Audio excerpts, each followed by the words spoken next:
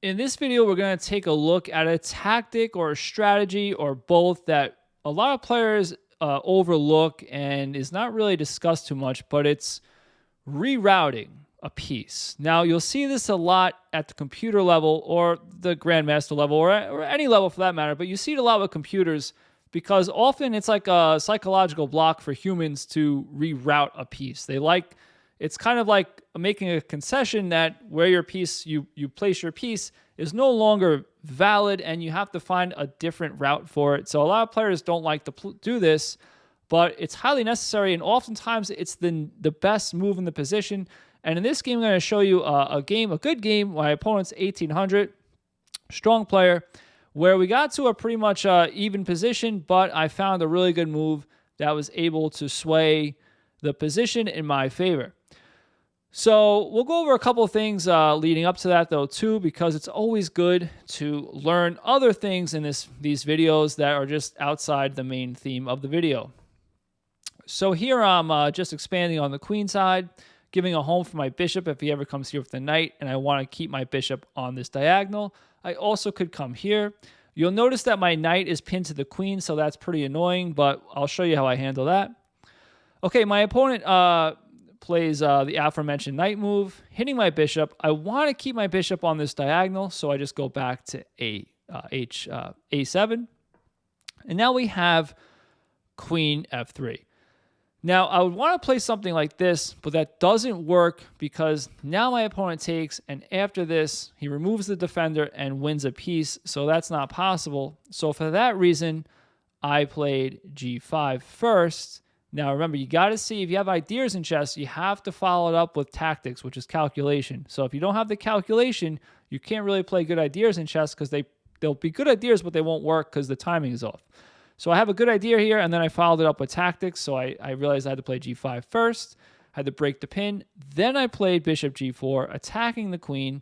The queen moves.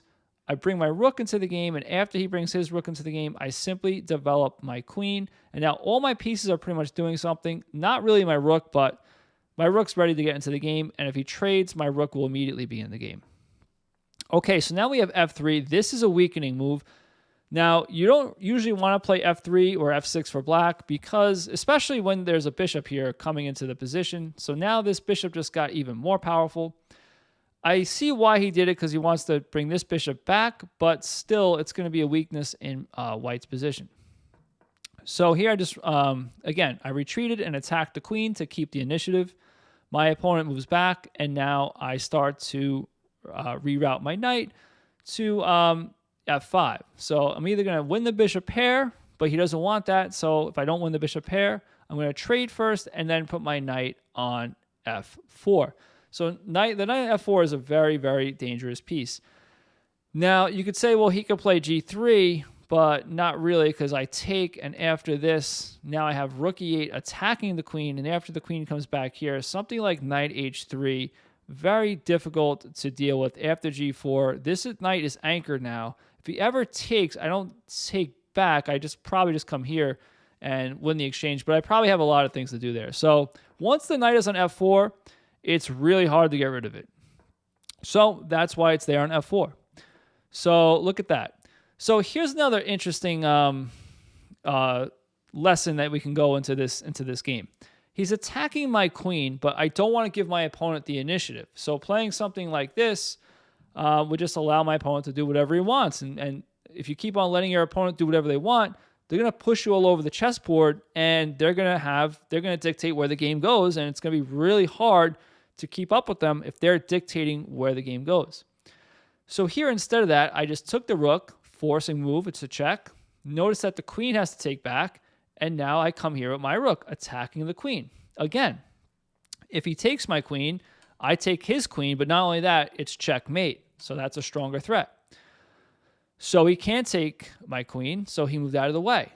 And now, my queen that looks like it's on a good diagonal, I reroute over to here. Now, this is not the main move. I'll show you the main move in a few moves of why it's always important to look for ways to reroute your pieces, and as the position in the game changes, so then we can put our pieces on the best new places, whether it's a file, diagonal, square, whatever.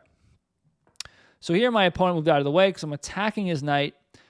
He moved out of the way, but you'll notice that I'm hitting this rook, which is why I wanted my queen on this diagonal. Now, it's important to always try to put pressure on your opponent's pieces. Even though they're defended, it's very, very important because the queen now cannot really move away. You'll lose the rook. And here's where tactics start to form. This is like the precursor of tactics, just putting pressure on your opponent. Okay, so I just kind of gave it away, but after knight a4, this is the move I was talking about. I'm almost on the cusp of victory. I just have to find a way to break through. And here, my knight's great, my queen's great, my rook is great, but my bishop, even though it looks okay, I wanted to do more. I wanted to get rid of this queen, which is defending the rook. So I played bishop c8, which is the best move, but it's a really hard move to find, especially more from like a psychological factor. We don't like to move pieces backwards, and it looks very slow, but the thing is, it's really not. And my opponent here didn't see what was coming, probably didn't understand what was happening, and now it allowed me to play bishop a6, hitting the queen, and now I'm completely winning. Now, my opponent really, I guess if he wants to hold on to the rook, he can play this, but it's really hard. I think he might have played that. He did play that. It's really the only way to hold on to the rook because if he comes here, he holds onto the rook, but not really because he loses the queen. So, and if he comes here, obviously he's losing the rook. So to hold on to the rook, he came here. So here I just attack the queen.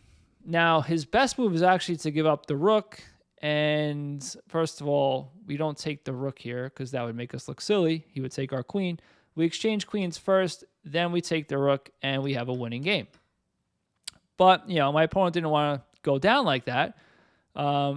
So he just gave up his rook completely. But again, this game is already over. Just rerouting the bishop was a really good strategy that really just gave my opponent, left him in a position where there was nothing he can do. But I'll just show you how I finished this game, just for argument's sake. Here, my opponent came back down here. And after this, and then you have knight f4. I have too much pressure. My opponent had to resign. Yeah, I guess they could defend, but then we have this hitting the queen and hitting mate. So there you go. Hopefully you guys found that video helpful. If you did, check out this one. I'll catch you next time. Go play some chess.